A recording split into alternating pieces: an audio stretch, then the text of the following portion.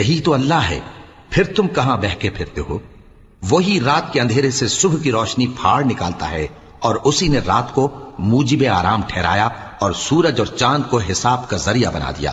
یہ اللہ کے مقرر کیے ہوئے اندازے ہیں جو غالب ہے، علم والا ہے۔ اور وہی تو ہے جس نے تمہارے لیے ستارے بنائے تاکہ جنگلوں اور دریاؤں کے اندھیروں میں ان سے رستے معلوم کرو۔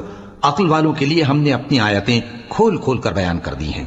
اور وہی تو ہے جس نے تم کو ایک شخص سے پیدا کیا، پھر تمہارے لیے ایک ٹھہرنے کی جگہ ہے اور ایک سپرد ہونے کی۔